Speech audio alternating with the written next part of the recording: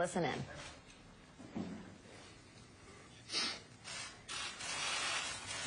President Obama has spent many days now consulting with Congress and talking with leaders around the world about the situation in Syria. And last night, the President asked all of us on his national security team to consult with the leaders of Congress as well, including the leadership of the Congressional National Security Committees. And he asked us to consult about what we know regarding the horrific chemical weapons attack in the Damascus suburbs last week. I will tell you that as someone who spent nearly 3 decades in the United States Congress, I know that that consultation is the right way for a president to approach a decision of when and how and if to use military force. And it's important to ask the tough questions and get the tough answers before taking action, not just afterwards. And I believe, as President Obama does, that it is also important to discuss this directly with the American people. That's our responsibility, to talk with the citizens who have entrusted all of us in the administration and the Congress with responsibility for their security. That's why this morning's release of our government's unclassified estimate of what took place in Syria is so important. Its findings are as clear as they are compelling. I'm not asking you to take my word for it. Read for yourself, everyone, those listening, all of you. Read for yourselves the evidence from thousands of sources, evidence that is already publicly available. And read for yourselves the verdict reached by our intelligence community about the chemical weapons attack the Assad regime inflicted on the opposition and on opposition-controlled or contested neighborhoods in the Damascus suburbs on the early morning of August 21st. Our intelligence community has carefully reviewed and re-reviewed information regarding this attack. And I will tell you it has done so more than mindful of the Iraq experience. We will not repeat that moment. Accordingly, we have taken unprecedented steps to declassify and make facts available to people who can judge for themselves. But still, in order to protect sources and methods, some of what we know will only be released to members of Congress, the representatives of the American people. That means that some things we do know we can't talk about publicly. So what do we really know that we can talk about? Well, we know that the Assad regime has the largest chemical weapons program in the entire Middle East. We know that the regime has used those weapons multiple times this year and has used them on a smaller scale, but still it has used them against its own people, including not very far from where last Wednesday's attack happened. We know that the regime was specifically determined to rid the Damascus suburbs of the opposition, and it was frustrated that it hadn't succeeded in doing so. We know that for 3 days before the attack, the Syrian regime's chemical weapons personnel were on the ground in the area making preparations. And we know that the Syrian regime elements were told to prepare for the attack by putting on gas masks and taking precautions associated with chemical weapons. We know that these were specific instructions. We know where the rockets were launched from and at what time. We know where they landed and when.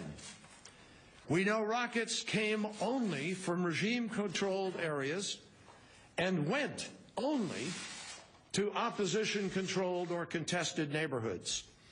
And we know, as does the world, that just 90 minutes later, all hell broke loose in the social media. With our own eyes, we have seen the thousands of reports from 11 separate sites in the Damascus suburbs. All of them show and report victims with breathing difficulties, people twitching with spasms, coughing, rapid heartbeats, foaming at the mouth, unconsciousness, and death. And we know it was ordinary Syrian citizens who reported all of these horrors. And just as important, we know what the doctors and the nurses who treated them didn't report. Not a scratch, not a shrapnel wound, not a cut, not a gunshot wound. We saw rows of dead lined up in burial shrouds, the white linen unstained by a single drop of blood. Instead of being tucked safely in their beds at home, we saw rows of children lying side by side, sprawled on a hospital floor, all of them dead from Assad's gas and surrounded by parents and grandparents who had suffered the same fate.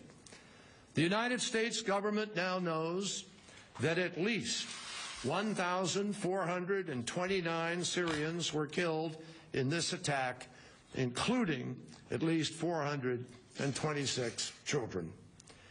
Even the first responders, the doctors, nurses, and medics who tried to save them, they became victims themselves. We saw them gasping for air, terrified that their own lives were in danger.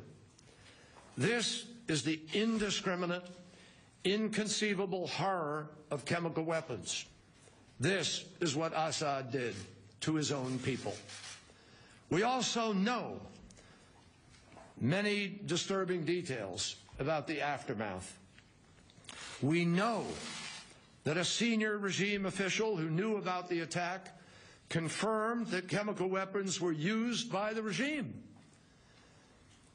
reviewed the impact, and actually was afraid that they would be discovered. We know this.